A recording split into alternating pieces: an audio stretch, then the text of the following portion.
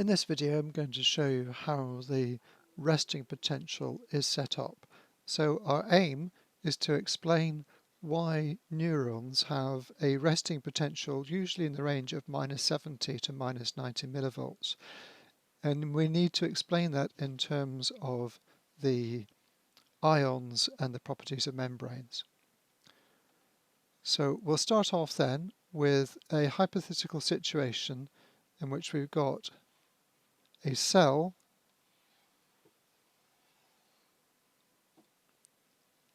and let's start off with something really simple with equal amounts of sodium and potassium on both sides of the membrane. Now, it goes without saying that in this condition, if I were to measure with a voltmeter the difference in the potential between the outside and the inside, I would have no difference because everything's balanced across the membrane. So now what I'm going to do is I'm going to introduce a pump, a sodium-potassium pump, and to make things really simple is going to pump out one sodium and pump in one potassium. Now it's 1 to 1, so the result of this is going to be that I now have high levels of potassium on the outside,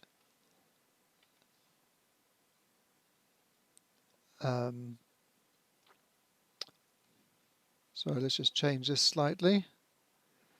We said before, didn't we have equal amounts of potassium on either side. I now have much less sodium on the inside, and I'm going to have, let's now reduce the amount of potassium on the outside. A pump wouldn't do that, but in physiology that's what we get.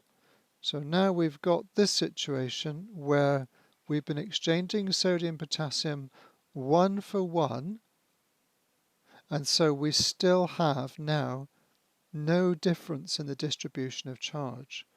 So we've got 0 millivolts. Now some of you will know that in fact in the sodium potassium pump we actually extrude more sodium, so 3 sodiums go out and 2 potassium come in. But that only actually makes quite a small voltage that actually then creates about -4 millivolts. So it doesn't actually make that much difference. So let's just ignore that because it doesn't affect the resting membrane potential at all. Right, so we've now still got 0 millivolts. Okay, we're just ignoring the fact that it's not equal sodium and potassium because it doesn't change the story. So now we've got high sodium, low potassium on the outside, high potassium, low sodium on the inside. Now, what's going to happen if I were to now punch a hole in the membrane which is permeable only to potassium? Well, clearly what's going to happen is this potassium is going to leak out. And as it does so, it takes with it positive charge. So if positive charge is leaving the cell, then the inside is going to become negative.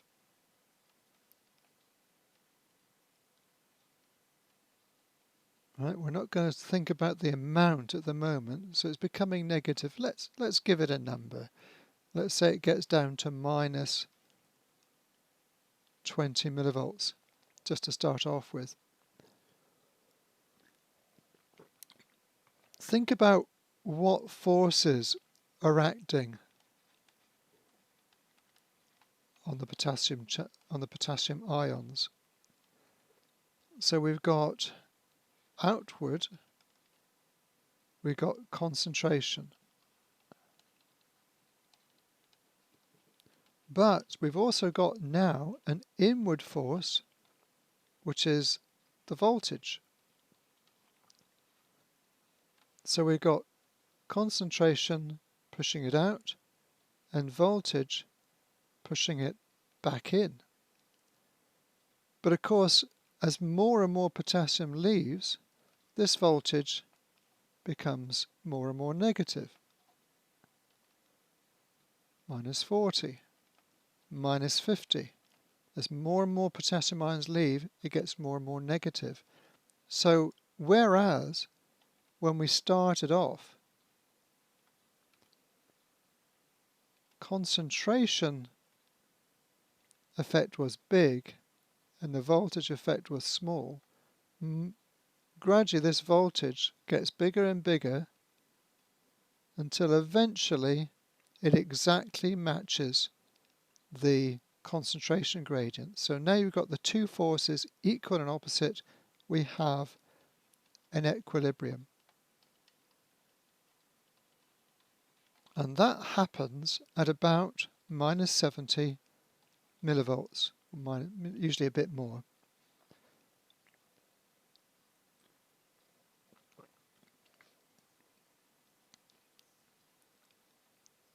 And that's exactly what's happening in neurons and in most cells, is we have potassium channels which are more or less permanently open, which means that they will automatically go towards this equilibrium potential. We sometimes call it EK because it's the equilibrium potential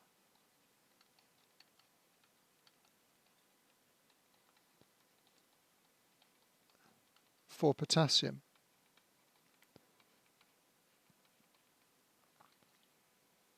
So the the membrane potential will always go towards EK. If it gets too positive, then what happens is that you've now got, if the resting potential gets positive, you've now got a net, you've got a stronger voltage gradient.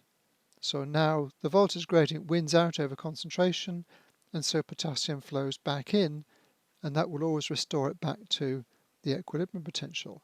If the membrane potential gets more negative, we've now got a weaker gradient.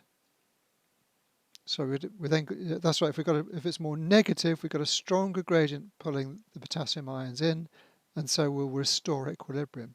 If it's more positive, we've now got a weaker voltage pushing it in, and so concentration will win out, potassium will leave until it becomes more negative again. So we'll always gravitate, wherever it is, it will always gravitate towards the equilibrium potential for potassium. So here's our take-home message. The resting membrane potential is roughly equal to the equilibrium potential for potassium, and it's due to these potassium channels being open. It's not actually equal to because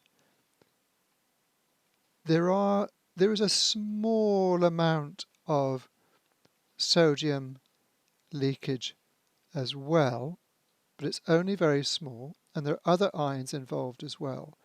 But by far the biggest conductance, the biggest number of holes in this membrane, most of them are potassium channels. So that means the resting potential was always roughly equivalent to EK.